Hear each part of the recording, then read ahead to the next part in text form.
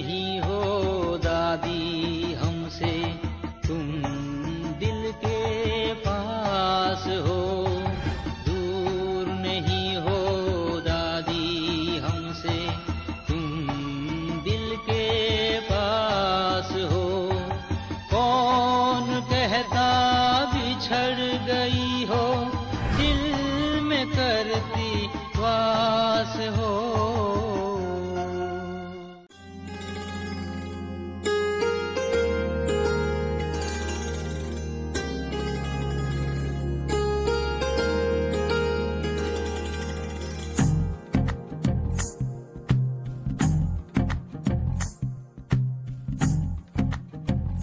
तू ही तो जन्नत मेरी, तू ही मेरा जुनून, तू ही तो मन्नत मेरी, तू ही रूह का सुकून। तू ही अखियों की ठंडक, तू ही दिल की है दस्तक। और कुछ ना जानू मैं, बस इतना ही जानू, तुझ में रब दिखता है यारा, मैं क्या करूं। तुझ में रब दिखता है यारा, मैं क्या करूं। सजदे सर झुकता है यारा, मैं क्या करूं। तुझ में रब दिखता है यारा, मैं क्या करूं।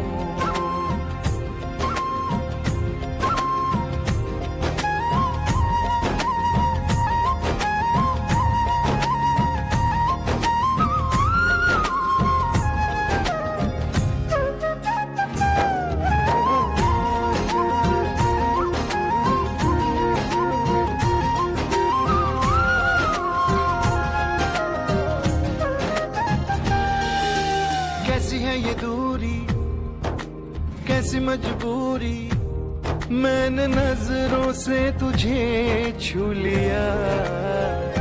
ओहो कभी तेरी खुशबू, कभी तेरी बातें, बिन मांगे ये जहां पा लिया।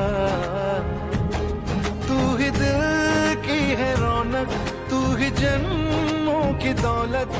और कुछ ना जानू, बस इतना ही जानू, तुझ में रब दिखता है यारा, मैं क्या करूं। तुझ में रब दिखता है यारा, मैं क्या करूं। सजदे सर झुकता है यारा, मैं क्या करूं। तुझ में रब दिखता है यारा, मैं क्या करूं।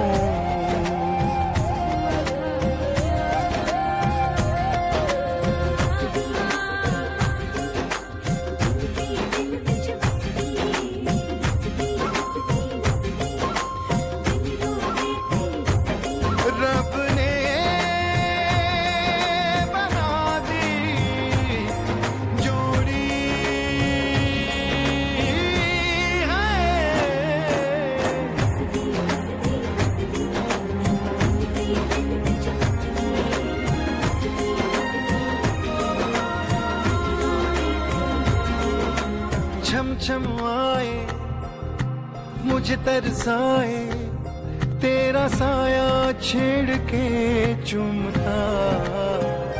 ओह तुझ मुस्काए, तुझ शर्माए, जैसे मेरा है खुदा झूमता। तू ही मेरी है बरकत, तू ही मेरी इबादत। और कुछ ना जानू, बस इतना ही जानू, तुझ में रब दिखता है यारा, मैं क्या करूं। तुझ में रब दिखता है यारा, मैं क्या करूं।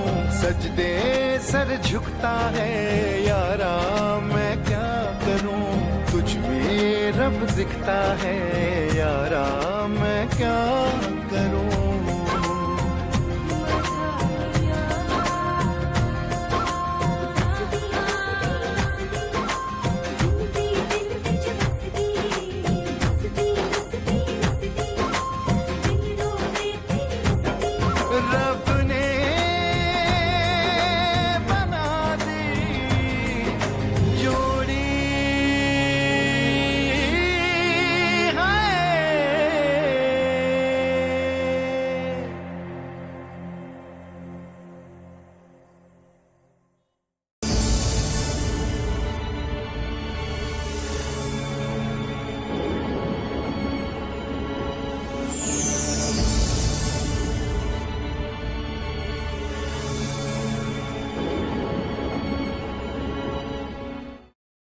ओम शांति।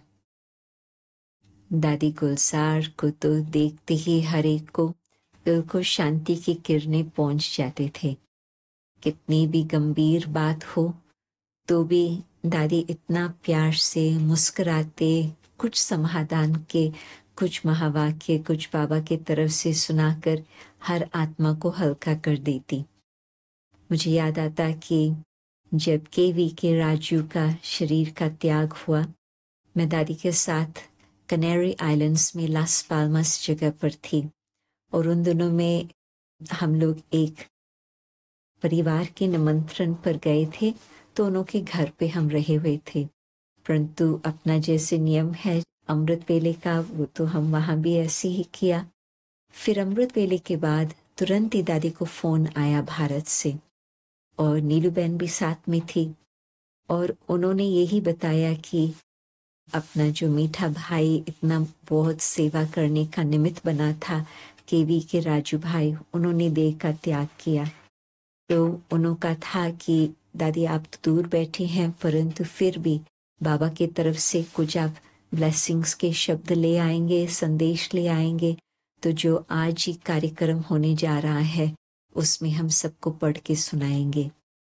तो दादी फिर तुरंत ही एक कोने में साइलेंस में बैठ गई, बाबा के पास चले गई और थोड़े समय के बाद फिर दादी नीचे आई और नीलू बहन को कहा कि मुझे कागज पेंसिल दो, और दादी बिल्कुल एकाग्र होकर के अपनी सिंधी भाषा में वो सारा संदेश लिखती गई।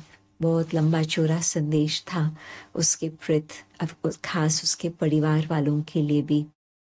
तो दादी ने बहुत ही प्यार से वो सेवा की और फिर वो पत्र फैक्स में, उन दिनों में फैक्स चलती थी, ये है 1993 की बात, जून मास।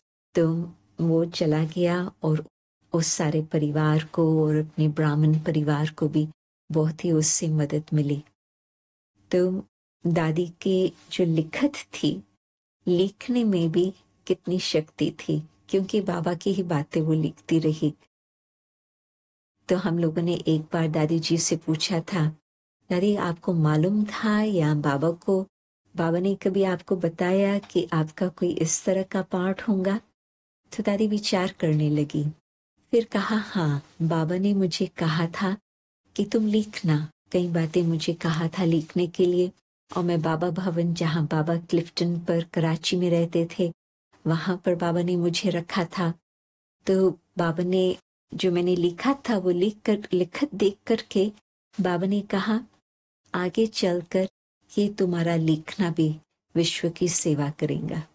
और फिर तो दादी जी के जो संदेश आते थे सचमुच विश्व की सेवा हुई। और फिर साथ साथ कहा कि एक बार कुंज भवन में मैं पीछे से बैठी थी जब मम्मा क्लास करा रही थी, तो मम्मा ने कोई प्रश्न पूछा तो आगे वालों ने कुछ जवाब नहीं दिया, तो मैंने पीछे से जवाब दिया। तो मम्मा को समझ नहीं आया कि आवाज कहाँ से आ रहा है, तो कहा खड़े हो जाओ। मैं पीछे से खड़ी हो गई तो मम्मा ने मुझे देख करके कहा कि तुम्हारी आंखों से बहुत विश्व की सेवा होंगी। तो सचमुच जो हम सभी को अव्यक्त बाप दादा की दृष्टि की इतनी मदद मिली है, आज भी मैं याद करती हूँ कि बाबा की दृष्टि किस तरह से हम लोगों को उड़ा लेती थी। और न केवल मेरा अनुभव ये, परंतु 25,000 लोग इकट्ठे हो और बाबा की दृष्टि दादी के द्वारा हम सबको मिले और इतना शांति का वातावरण आ जाए, ये थी दादी की कमाल। तो हम लोग नहीं जानते हैं कि भविष्य क्या होता, परंतु बाबा तो जानते हैं, मम्मा भी जानती थी। तो इस तरह से उनको ये बहुत ही सुंदर वरदान मिला था। और मुझे याद आता कि कई बारी समय समय पर अव्यक्त बाबा दादी के थ्रू ही कई बातों का वर्णन करते थे और उसमें ये विशेषताएं बताते थे कि इस रथ की विशेषता क्या है। और उसमें एक बारी बाबा ने कहा, ये जब दिल्ली में भी कारोबार में थी तो भी सभी उसको कहते थे निरसंकल्प देवता। ये अपना मन ज्यादा नहीं चलाती। तो जब बाबा की पधरामनी होती, क्योंकि इसको अभ्यास है अपने मन को शांत रखने का, इस कारण से बाप दादा भी उसके द्वारा जो बाबा को बताना होता है सहज सहज बता सकता, कोई उसमें और बात का इंटरफेरेंस नहीं होता। तो भगवान ने ऐसे रथ को चुना जिसने करीब करीब 50 वर्ष हम सबकी इतनी सेवा की, तो उसको तो हम बहुत प्यार से याद करते हैं आज तक भी।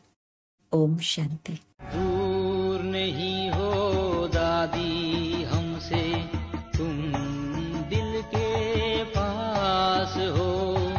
दूर नहीं हो दादी हमसे, तुम दिल के पास हो। कौन कहता बिछड़ गई हो, दिल में करती वास हो।